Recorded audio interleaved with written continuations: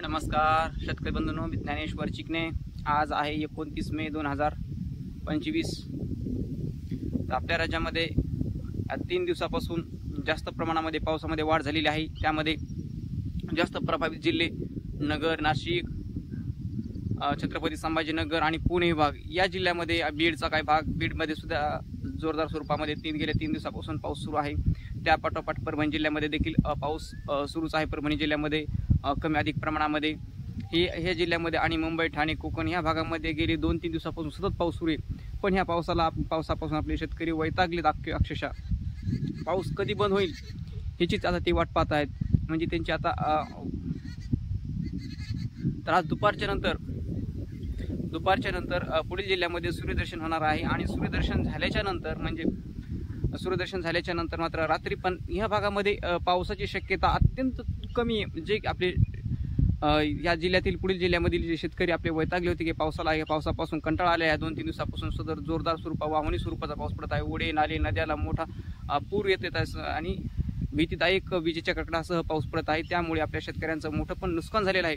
पण या जिल्ह्यामध्ये पुढे आता म्हणजेच दुपारच्या नंतर म्हणजे 1-2च्या पुढे जळगाव, धुळे ह्या जिल्ह्यामध्ये सूर्यदर्शन होणार आहे। त्यामध्ये तसेच नगर जिल्ह्यामध्ये देखील सूर्यदर्शन होणार आहे। तसेच छत्रपती संभाजीनगर, जालना जिल्हा, परभणी जिल्हा या जिल्ह्यामध्ये देखील सूर्यदर्शन होणार आहे दुपारच्या नंतर 12-1च्या पुढे। तसेच पुणे विभागामध्ये पुणे, सांगली, सातारा, कोल्हापूर, सोलापूर या जिल्ह्यामध्ये देखील सूर्यदर्शन होणार आहे। आणि त्यामध्ये सुद्धा पावसाची काही अशी जास्त स्वरूपामध्ये शक्यता नाही। आज पावसाचे प्रमाण जे आहे ते पुणे विभागामध्ये कमी राहणार आहे।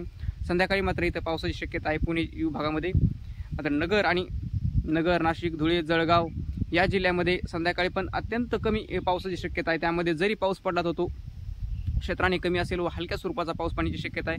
त्याच पाठोपाठ छत्रपती संभाजीनगर, जालना, परभणी या जिल्ह्यामध्ये देखील सूर्यदर्शन होणार आहे। त्यामध्ये सूर्यदर्शन झाल्याच्या नंतर संध्याकाळी पावसाचं जर पाहिलं आपण चित्र, तर संध्याकाळी पाऊस पण इथं जरी पडला तो तुरळक ठिकाणी हलक्या स्वरूपाच्या पावसाची शक्यता आहे।